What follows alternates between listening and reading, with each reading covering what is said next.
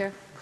Thank you, Presiding Officer. I welcome this debate. It is an enormous privilege to be a member of the Scottish Parliament. And we've all been sent here to do a job, and that job is to scrutinise and hold the Scottish Government to account. And that is regardless of party or constituency. And I often feel that this is a task that I'm personally feeling I do with one hand tied behind my back. And I'd like to start by relating some of the specific issues I'm referring to. On the 25th of November, for example, I submitted 3 separate questions to the Government relating to the issue of the National Transition Training Fund. I received a single answer on the 6th of December, and not one of my questions was answered. I refer members to question reference S6W04621. This is just the tip of an iceberg of unsatisfactory parliamentary answers. Yes, I will. John Mason. I thank the member very much for giving way. Would you accept that it works both ways and that some members, including himself, do misuse points of order? Stephen Kerr. I certainly don't agree with John Mason in the slightest in inappropriate use of points of order. I think that's ridiculous. I just go back to my comment about parliamentary answers. Funnily enough, I raised this as a point of order on the 18th of November, and I think that is an appropriate point of order. I raised question S6W01381 on the issue of suicide prevention and was told that the Government did not maintain data on the topic. The lack of data held by the Scottish Government is a matter for a different day, but it speaks volumes that they are unable to answer such significant and important questions. I think all members deserve better answers. And I say to the committee, and I say to my friend, the convener of the committee, we need a revolution in parliamentary questions. Why, for example, do we need to read out the questions that are already printed in the business bulletin? Why do we need to lodge questions so far in advance? Next week, we have to lodge specific lodged questions to be answered 3 weeks from now. And why do ministers not answer questions succinctly? They read out lengthy briefings that have obviously been prepared for them by civil servants and SPADs. Neil Gray. Thank you. Thanks, Kerr, for giving way. On reading out of questions, and I understand the point where he's coming from, having previously served with him in Westminster, where there's a different style around reading out initial questions. But does he not accept that while we may understand what the initial question is, our constituents at home, some of them with accessibility issues, may not, and actually reading them out is very helpful to ensure that they know about what we're asking about and the proceedings that are coming forward? Stephen Kerr. Neil Gray makes a very fair point. However, it's obvious from the answers that are given, the first answer that's given, and the supplementary, which is really the meat of the sandwich when it comes to asking parliamentary questions in a debating chamber. Yes, I will. Daniel Johnston. For giving way, especially since he'd only just got back onto his feet. Is that not really the nub of the question, though, is in terms of the supplementaries? A supplementary should be impromptu, it should be a response, and therefore it should not be read out any more than the Minister's response to it. Is that not something we really need to tackle, the reading of supplementary questions? Stephen Kerr. I think that is a first-class point in an intervention that I definitely welcome. I will come on to talk further about spontaneity, because spontaneity is what we need to develop in this chamber.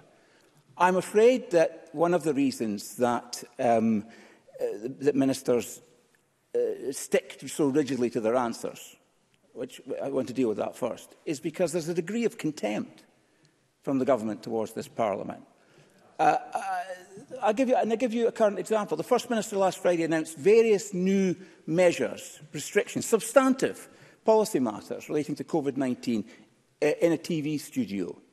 And that's not the first time that's happened. Yes, happy to. Minister. It's a simple intervention. Does the member not actually believe that what he said is complete and utter nonsense? And it wasn't the actual case, because we've had this discussion at Bureau on numerous occasions, and he can't just seem to let things go. Can he not accept that what he's just said there was complete and utter nonsense?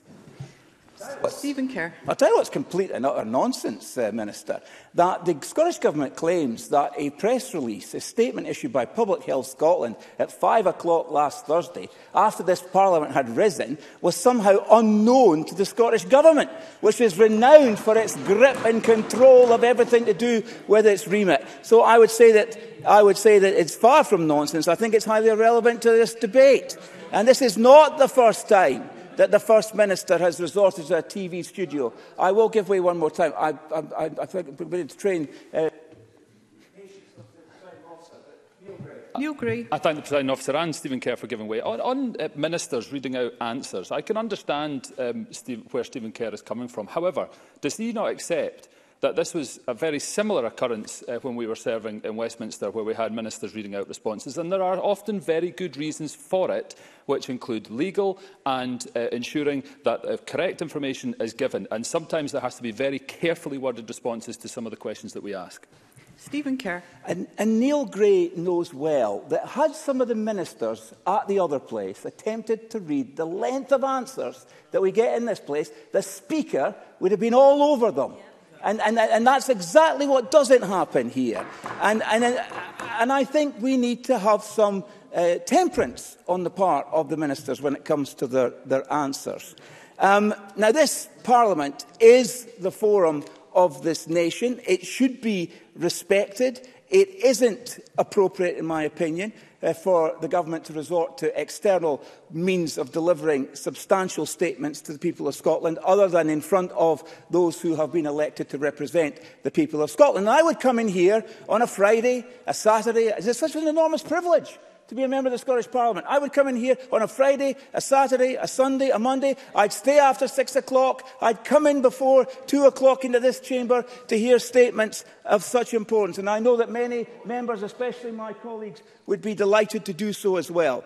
I want the members of this Parliament to know that we held 6 meetings of the Bureau in a very short period over the weekend, all of which were attempts on the part of the Labour Party and myself for the Conservatives to call a meeting of this Parliament so that the First Minister could be scrutinised on what she said in a TV studio. But all of those attempts were blocked by the parties of government. That can't be right. No Parliament should be so totally in the control of the executive that it can't meet to scrutinise the actions of the executive. It's just not right that a journalist from the Scottish Sun or the Daily Record has the opportunity to scrutinise the First Minister and our government, but the Scottish Parliament didn't. And some might say, cynically, that the media might ask better questions than we do. But that's not the point. It is our responsibility. Can I give way one more time? No, could I just ask Mr Kerr and the Minister both to take a seat? I will just remind members that the Bureau is a private discussion until the minutes are published. The Parliamentary Bureau came to decisions that were taken forward. I'll now allow the meeting to continue. Is Mr Kerr asking the Minister content to accept the Minister's intervention? Minister. Yes, I'm quite happy to intervene and give Mr Kerr some time to calm down and bring it down a couple of octaves. But at the end of the day, the situation is, as you quite rightly said, Presiding Officer, we had a discussion within Bureau, but there was no point of bringing the Parliament in when there was nothing new to say. And that was the whole point of the discussions we had.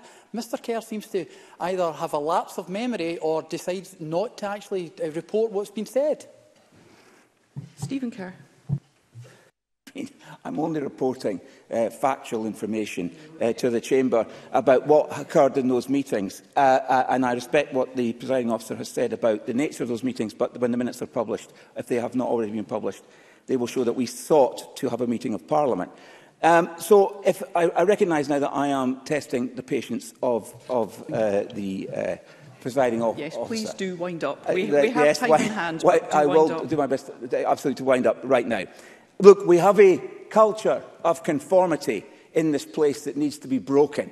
Members should feel free to stand up for principle greater than party loyalty. And I remind you that I am the Chief Whip from my party, so I take a risk in saying this. But they should stand up for party loyalty, but for something greater than party loyalty, for an idea, for representing a constituent, or for championing a cause. And there are many other issues that I would like to raise. To conclude your remarks at that point, and I now call